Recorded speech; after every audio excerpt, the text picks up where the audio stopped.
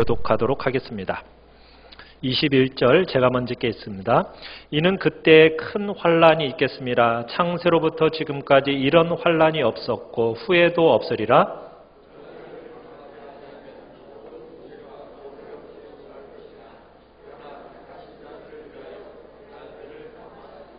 그때 사람이 너희에게 말하되 보라 그리스도가 여기 있다 혹은 저기 있다 하여도 믿지 말라.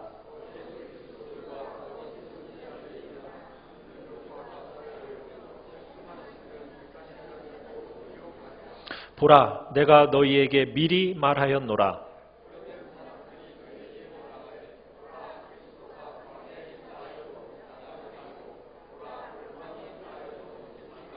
번개가 동편에서 나서 서편까지 번쩍임같이 인자의 임함도 그러하리라.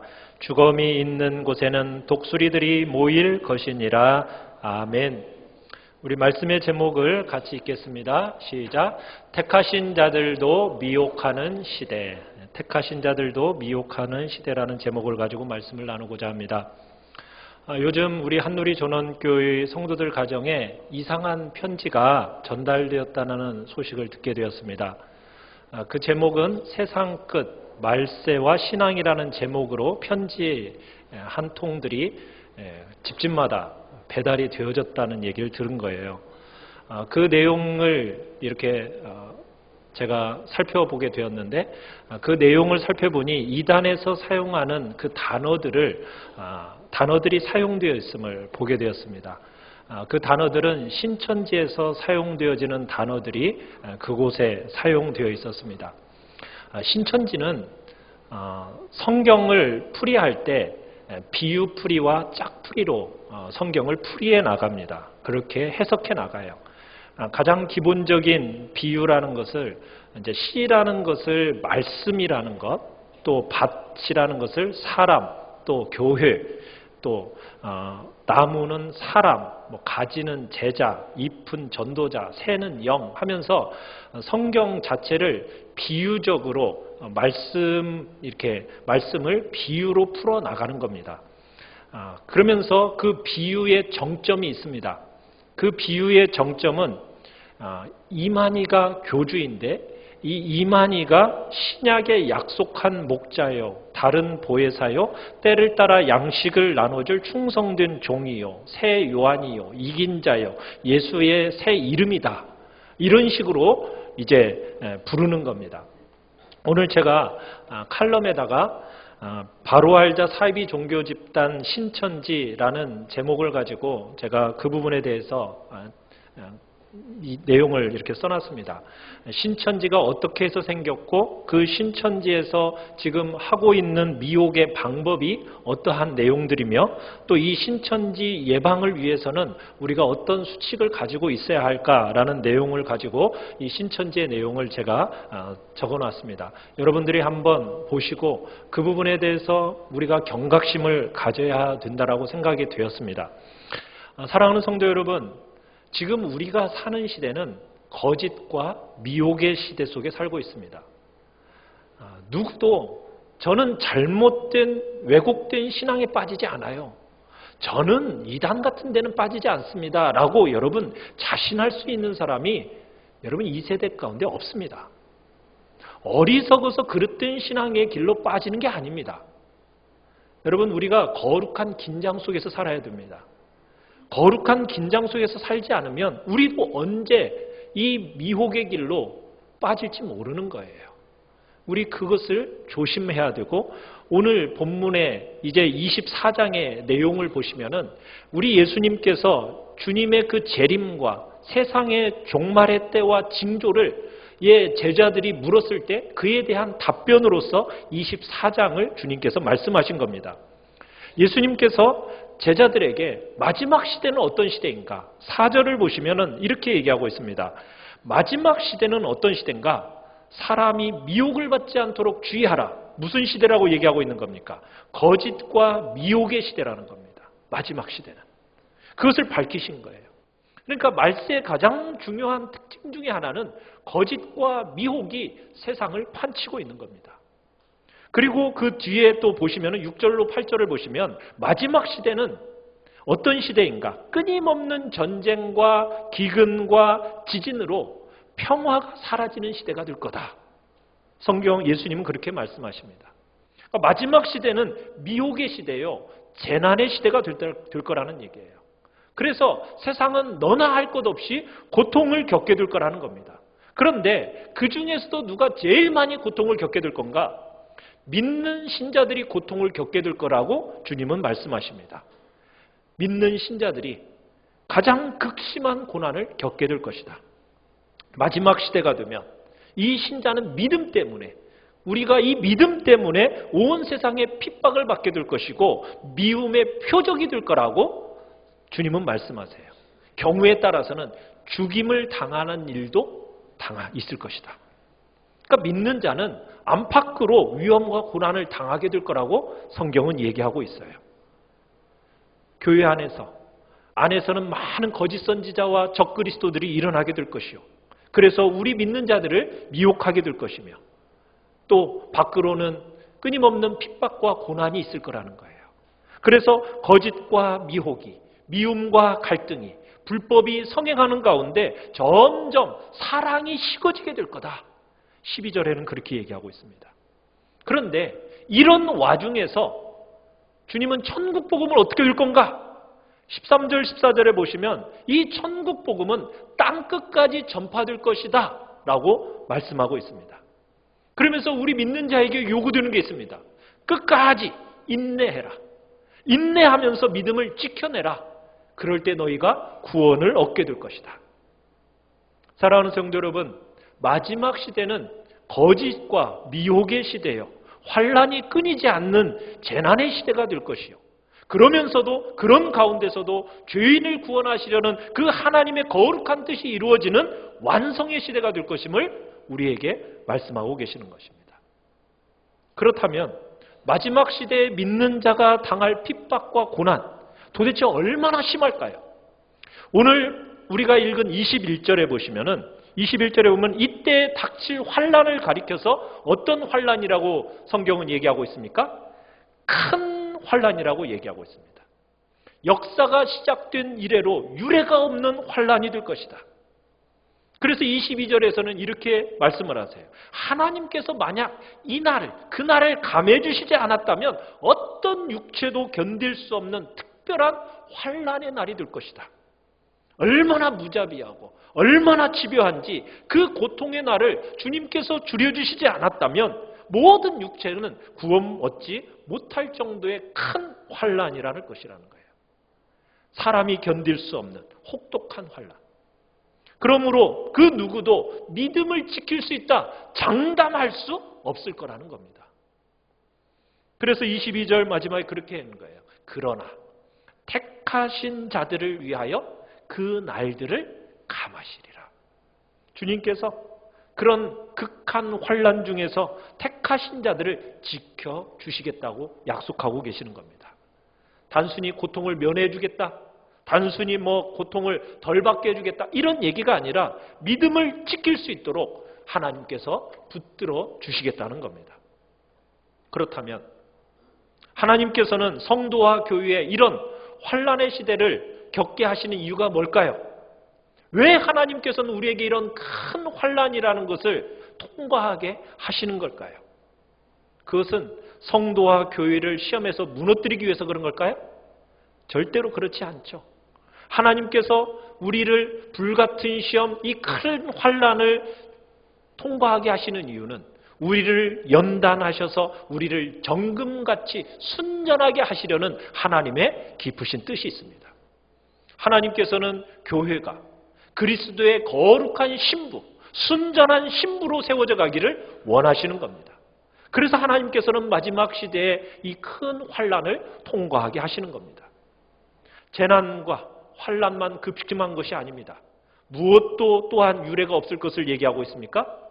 거짓과 미혹에 있어서도 유례가 없을 거다. 주님은 말씀하고 계세요. 종말의 시대에 있을 미혹, 매우 특별한 미혹이라는 거예요.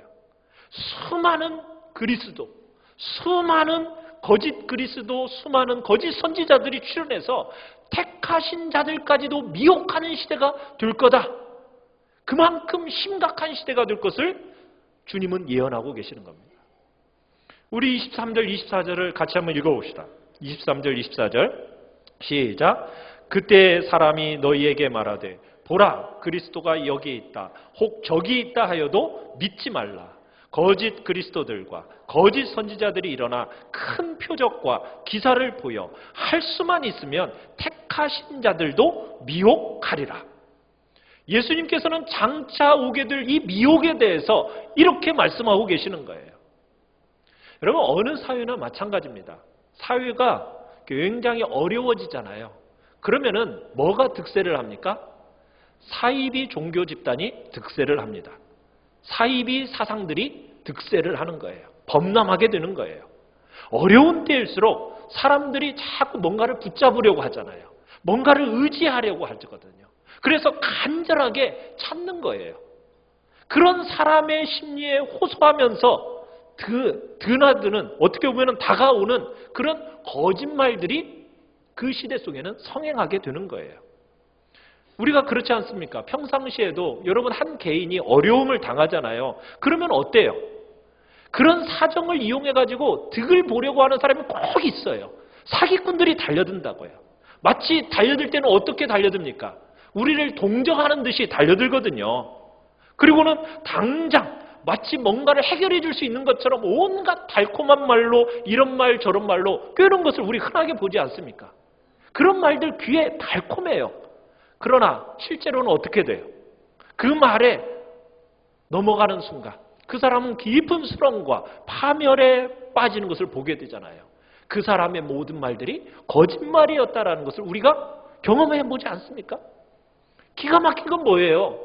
기가 막힌 것은 사정이 절박하잖아요. 그러면은 평소에는 돌아보지도 않을 그 허황된 말이 우리 귀에 솔깃솔깃하게 들어온다는 사실이에요. 우리의 심령이, 우리의 마음이 너무 어렵고 고난 속에 있으면은 그런 허황된 말들이 귀 속에 너무 솔깃하게 들어온다는 거예요. 이게 사람의 일반적인 심리입니다. 이것은 세상 사람들만의 이야기가 아니에요. 신자에게 있어서도 마찬가지예요. 고통이 견디기 어려우면 어려울수록 신자의 시선이 어디를 향하게 되죠?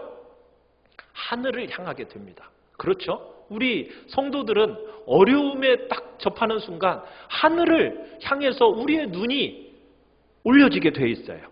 주님께 호소하고 울부짖는 거죠. 이런 고난과 환난의 시대가 끝나게 될 주님의 재림의 날이 언제나 올까? 주님의 재림을 사모하게 되고 간절하게 바라게 되는 겁니다. 이것 자체는 소중한 거예요. 이것 자체가 잘못되었다는 얘기는 아닙니다. 어려운 때일수록 하나님을 찾는 것은 당연한 일이고 감당할 수 없는 일을 우리가 당할 때 더욱 하나님을 찾고 그의 도움을 호소하는 것은 당연한 일이요. 마땅히 그렇게 해야 돼요. 그런데 우리가 이제 생각해야 될 게 있어요. 그 하나님이 왜 우리에게 이런 어려움을 주실까요? 왜 우리로 하여금 고난을 겪게 하시는 겁니까? 그 이유가 뭐예요? 우리로 하여금 우리의 마음이 어디로 향하도록? 하나님께로 향하도록 하시기 위해서 우리에게 고난을 허락하시는 거예요. 사랑하는 성도 여러분, 여러분들에게 어려운 일이 없다고 생각해 보세요. 여러분들이 정말 하고 있는 일들이 내 힘으로 막 잘 되고 내 지혜로 뭔가 척척척 이루어진다고 생각해 보세요. 정말 마음이 평안하고 정말 즐겁고 여러분 그러면은 여러분 이 자리에 나오겠습니까? 하나님 찾으시겠어요? 기도하는 자리에 가겠습니까? 절대로 안 갑니다. 이게 우리 인간의 부패한 마음이에요. 연약한 성품이에요. 이걸 누구보다도 주님이 잘 아시기 때문에 그 사랑하는 자에게 하나님께서 어려움을 주시는 거예요. 고난을 주시는 거예요. 환난을 우리에게 허락하시는 거예요. 진실한 믿음으로 하나님을 찾고 의지하도록 하시기 위해서 그런 환경들을 우리에게 주시는 거예요. 그런 어려움을 통해서 우리의 믿음이 연단받는 거예요. 그런 의미에서 고난이라는 것은 신자에게 유익한 거예요. 그런데 우리가 고난 속에서 알아야 할 또 한 가지가 있어요. 그게 뭐냐면 이 어려움과 환난이라는 것이 이런 좋은 면만 있는 것이 아니라 위험이 뒤따른다는 거예요. 환난과 어려움 자체 그것이 우리의 믿음을 시험을 합니다. 우리를 약하게 만들고 때로는 무너뜨리게도 만든다는 거예요. 그뿐만이 아니라 환난 중에 주님을 간절히 찾는 그 주님의 신자들의 믿음을 교묘하게 이용하려는 사람들이 있다라는 사실이에요. 그래서 환난 중에 있는 우리들에게 막 접근을 합니다. 뭐 하려고? 자기 이익을 얻고자. 달콤한 말로 우리에게 그럴듯한 말로 우리를 속이는 거예요. 그래서 우리를 어디로 끌고 가려고 하는 겁니까? 망하는 길로 끌고 가려고 하는 거예요. 우리를 결국에는 멸망의 길로 끌고 가려고 하는 그런 일들이 있다는 거예요. 주님을 향하여 간절한 이 신자의 마음을 교묘하게 이용하려는 그런 존재들이 있어요. 그래서 오늘 23절에서 주님은 우리에게 말씀하시는 거예요. 뭐라고요? 그리스도가 여기에 있다? 그리스도가 또한 저기에 있다? 이렇게 사람을 혼란케 만들 때 너희는 어떻게 하지 말라고? 그거 믿지 말라고. 한쪽에서 막 어려움 가운데 있는데 저쪽에 가면은 너희의 그 어려움을 해결할 그리스도가 있어. 환난 중에 너에게 도움을 줄 수 있는 그리스도가 저쪽에 있는 거야. 하면서 이런 주장 저런 가르침으로 여러분을 막 혼란케 하는 일들이 분명하게 있을 거라는 거예요. 어려울 때일수록 우리의 마음은 자꾸 어떻게 됩니까? 자꾸 뭔가 주님을 향해서 간절하면서 이런저런 거짓말에 자꾸 흔들리게 된다는 거예요. 그러나 우리가 기억해야 할 게 있어요. 그런 거짓에 넘어가서는 안 돼요. 여러분, 우리가요 흔히 은혜를 받잖아요. 마음이 뜨거워지잖아요. 감격이 넘치죠. 그럴 때 위험할 수가 있어요. 주님을 사랑하는 마음이 간절하잖아요. 그런 때는요 오히려 우리의 귀가 팔랑귀가 됩니다. 그래가지고 무슨 소리나 귀가 솔깃솔깃해져요. 그러면서 엉뚱한 소리로 찾아가기가 쉽다는 거예요. 그러면은 말할 수 없는 고통을 겪게 되는 거예요. 위험에 빠지고요. 낭패를 당하게 되는 거예요. 그러기에 주님은 말씀하시는 거예요. 여기에 그리스도가 있다. 저기에 그리스도가 있다. 아무리 소문이 요란해도 믿지 마라. 24절을 다시 보시면은 거짓 그리스도들과 거짓 선지자들이 일어나서 큰 표적과 기사를 보여 할 수만 있으면 택하신 자들도 미혹하리라. 스스로 그리스도를 자칭하는 인물, 사상, 그런 세력들이 끊임없이 일어난다는 거예요. 내가 그리스도다. 내가 그리스도가 이룬 일을 내가 이루겠다. 나는 그리스도보다 더 큰 이룬 일을, 더 큰 일을 이룰 거다. 그리스도는 실패했다. 나야말로 진정한 너희를 위한 구원자다. 여러분, 이런 말로 속이는 자가 많이 일어날 거라는 거예요. 그런데요, 단순한 교묘한 말로만 속이는 게 아니에요. 그 정도로만 미혹하는 게 아니에요. 이 사람들은 뭘 행한대요? 큰 표적과 기사를 행한대요. 큰 표적과 기사를 행하여 할 수만 있으면 택하신 자라도 미혹하는 일이 있다는 거예요. 그러니까 거짓말이 분별이 안 돼요. 왜요? 그 사람이 불가능한 일을 행하거든요. 그러니까 정체를 파악하기가 너무 어려운 거예요. 여러분, 이적과 표적을 보여줘봐요. 그러면요, 우리가 어떻게 돼요? 자신의 말이 진짜다라는 거, 진실한 말이라는 것도 내가 증거로 보여줄게. 그러더니 무슨 일을 행합니까? 큰 기적과 표적을 보여주는 거예요. 여러분, 마음 흔들려요? 안 흔들려요? 흔들리죠. 안 흔들리겠습니까? 기막힌 언변에다가 감동적인 설교를 딱 하고 나더니 그러더니 죽어가는 사람 병 고쳐주는 거예요. 죽은 사람도 살리는 거예요. 여러분, 그런 말을 듣고 그런 기적 그 눈앞에서 보면 여러분 안 넘어갈 사람 있습니까? 다 넘어가죠. 거기가 진짜라고 얘기하겠죠. 여러분, 신자들 중에는 이런 사람이 많아요. 우리가 한때 은혜를 입고 막 기쁨과 감격에 넘쳐서 살던 그런 때가 있었잖아요. 지금도 그러신가요? 어느덧 보니까 내 마음과 내 믿음이 무기력해져가지고 도대체 내 믿음이 어디 있는가? 그런데 저기에 가면은 너의 그 무기력한 그 믿음을 다시 소생시켜준대. 너의 마음을 확 불일듯이 일으켜주는 그런 곳이 있대. 여러분 어떻게 하시겠어요? 가고 싶죠? 솔깃해지지 않겠어요? 무기력해진 나를 일깨워준다니, 뭔가가 있다고 그러잖아. 여러분, 그러면은 그곳에 찾아가고 싶지 않겠어요? 그게 인간의 마음이잖아요. 여러분, 짧은 우리 역사를 가진 우리 한국교회에 이런 일들 참 많이 일어났어요. 그동안 수없이 겪어왔어요. 처음에는요, 감동적인 설교로, 또 그곳에서 병 고치는 이적으로, 그리고서는 불의 사자요, 능력의 사도요, 이런 말들로 인해서 사람들 사이에서 막 존경을 받고 높임을 받더니 결국에는 자신이 누구래요? 예수래요. 그러더니 심지어는 자신이 하나님이라고 말하는 거예요. 그러면서 그 사람 정신없이 맹종하면서 쫓아다니다가 가정 다 팽개치고, 그 다음에 재산 다 갖다 바치고 결국 패가망신하는 거예요. 그런 일뿐이에요. 그 사람이 발 씻은 물, 능력의 물, 병 고치는 물, 신비한 물 하면서 그 사람 발 씻은 물도 막 찾아다니면서 마시는 거 아니에요. 여러분, 그런 시대가 있었고 지금도 그런 일들이 일어나고 있어요. 오늘 말씀에서 가르치시는 게 뭐예요? 큰 표적과 이적을 행하여 할 수만 있으면 택하신 자들도 미혹하려 하는 시대가 온다. 바로 이때다.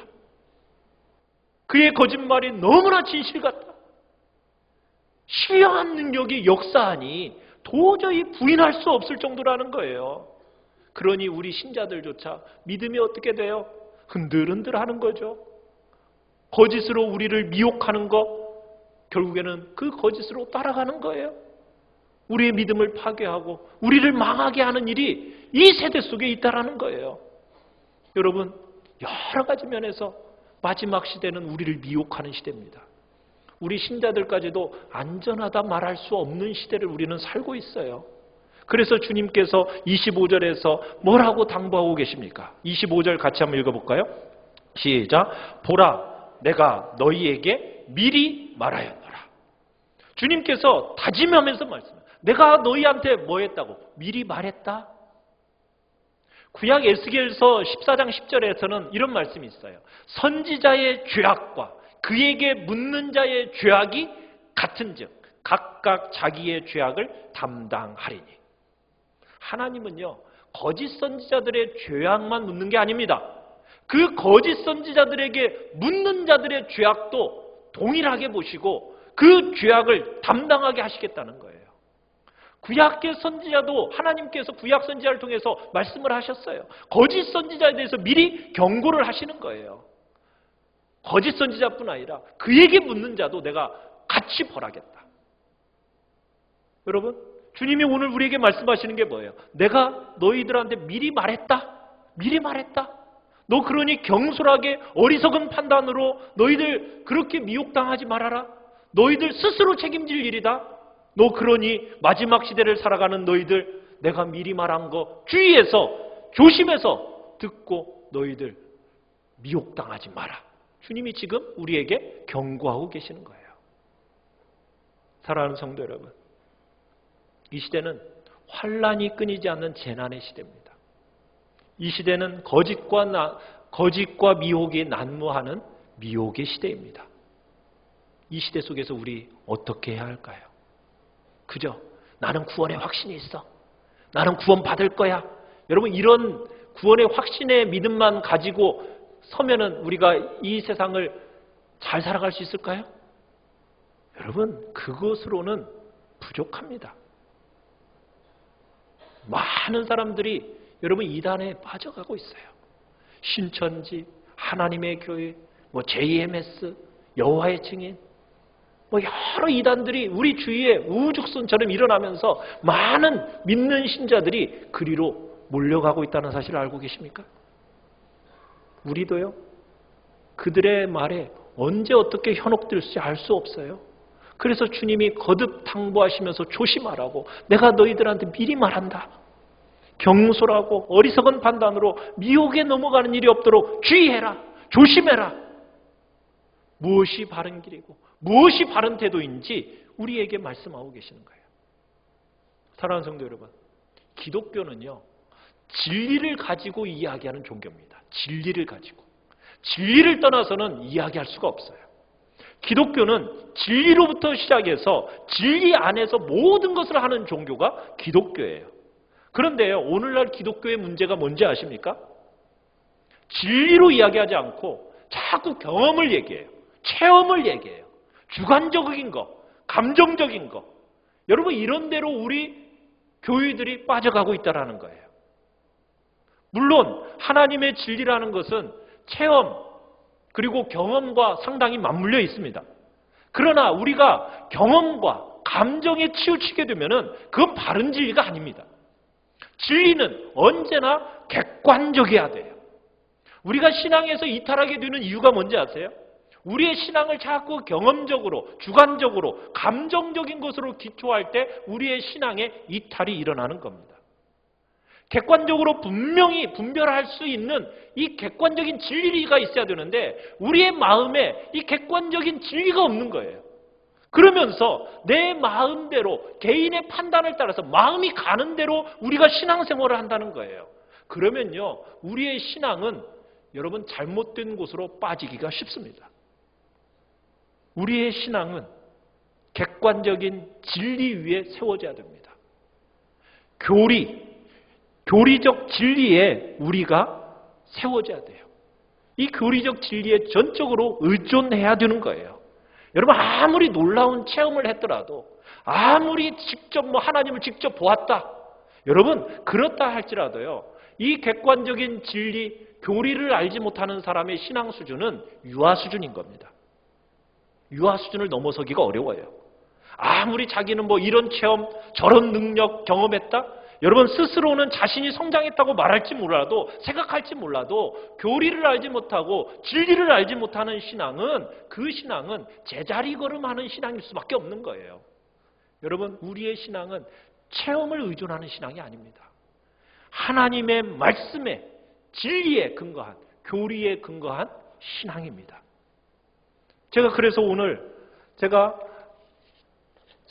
말씀 요약 부분에 이 미혹의 시대의 좌표로 삼을 수 있는 최소한의 진리라는 부분에 대해서 제가 기록을 해놨습니다. 한번 펴보십시오. 미혹의 시대의 좌표로 삼을 수 있는 최소한의 진리 5가지를 여러분의 심령 안에 간직하셔야 됩니다. 이 교리는 어떻게 보면 최소한의 핵심이면서 뼈대입니다. 5가지 솔라라는 주제를 가지고 종교개혁 시대에 종교개혁자들이 이 솔라라는 5가지를 가지고 신앙과 삶의 기둥으로 삼을 것을 우리에게 가르쳐 줬습니다. 이 5가지 솔라, 이 솔라, 라틴어로 솔라라는 뜻은 오직이라는 뜻이에요. 오직. 그래서 이 솔라를 내세워서 5가지 사항을 강조하고 있습니다. 우리 같이 한번 읽으면서 같이 한번 들어보겠습니다. 1번 같이 읽습니다. 시작. 솔라 스크립투라, 오직 성경으로. 사랑하는 성도 여러분, 우리는요, 어디에 신앙의 기초를 두고 살아가고 있는 사람들이에요? 성경입니다. 오직 성경입니다. 성경은 하나님의 기록된 계시예요. 유일한 원천입니다. 여러분, 이 성경을 덧붙여서 안 됩니다. 이 성경에다가 자의적으로 빼서도 안 됩니다. 성경을 내 맘대로 해석해서도 안 돼요. 진리는 진리 그 자체입니다. 성경에서는 우리가 죄로부터 구원받는 데 필요한 모든 것을 가르치고 있어요. 그리고 우리가 살아야 할 삶의 모든 행위를 판단할 수 있는 근거를 성경은 기록하고 있습니다. 따라서 우리는 오직 성경으로, 우리는 성경을 기준으로 해서 성경과 모순되는 체험이 있습니까? 그거 거부해야 됩니다. 성경과 모순되는 예언이나 성경과 모순되는 계시가 있다면 여러분, 그 모든 것들은 우리는 거부해야 돼요. 성경이 우리의 잣대입니다. 2번째 같이 읽겠습니다. 시작. 솔루스 크리스투스, 오직 그리스도. 우리의 신앙의 삶의 중심, 우리 신앙과 삶의 중심이 뭐예요? 오직 예수 그리스도입니다. 여러분, 예수 그리스도를 대신할 게 있습니까? 없습니까? 아무것도 없습니다. 아무도 예수를 대신할 사람 없습니다. 예수 플러스 뭔가 요구하는 것 다 이단들입니다. 예수님 이외에 아무것도 없어요. 예수님 이외에 추가할 거 아무 필요도 없는 거예요.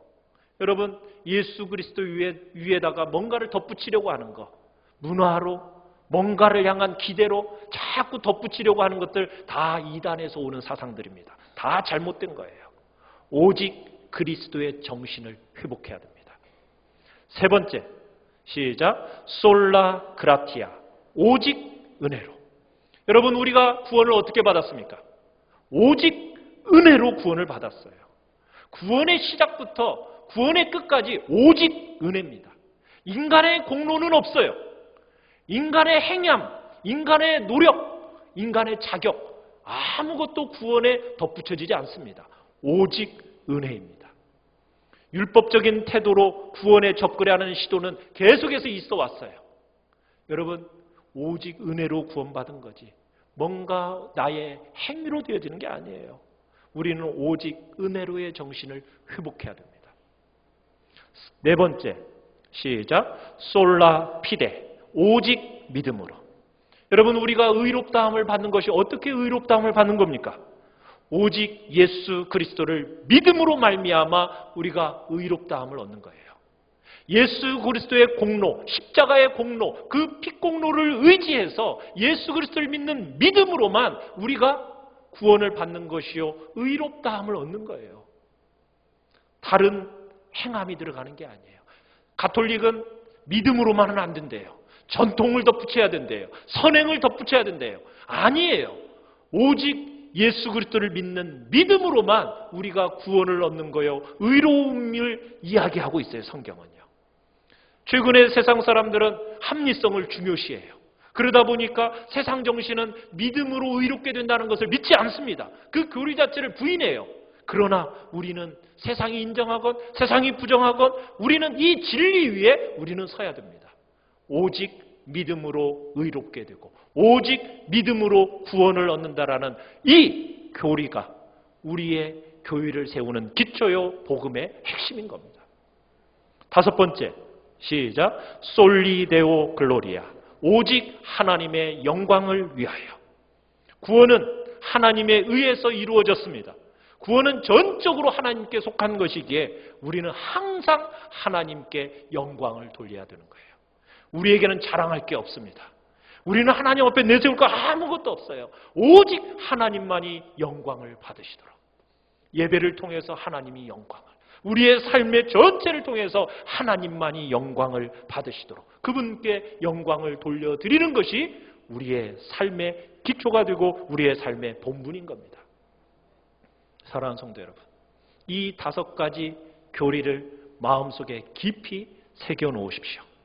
이 교리는 우리 개신교의 기본 뼈대입니다. 미혹의 시대에 있어서 좌표로 삼을 수 있는 최소한의 진리입니다. 이 믿음 위에 굳건히 서셔야 돼요. 이 믿음의 이 교리의 잣대로 이단들이 공격해 올 때 이 잣대로 재보십시오. 다 분별이 됩니다. 여러분들이 이 교리를 마음속에 새겨 넣으셔서 다섯 가지 이 솔라를 핵심으로 한 교리를 배우시고, 이건 단지 뼈대일 뿐이에요. 뼈대 가지고는 살 수 없죠. 뼈대에다가 어떻게 해야 돼요? 살을 입혀야 되는 거예요. 여러분들이 진리를 이 교리에다가 뼈를 입혀 나가십시오. 그러면서 그 근간 안에서 신앙생활을 해 나가십시오. 그것이 하나님의 진리 체계를 배워감에 있어서 우리의 온전한 신앙이요 온전한 삶을 만들어낼 수 있는 근간이 된다는 것을 기억하시면서 미혹의 시대 속에서 우리가 이 진리 위에 견고히 세워지는 복된 우리 한누리전원교회 성도들이 되시기를 간절히 축원합니다. 우리 시간 찬양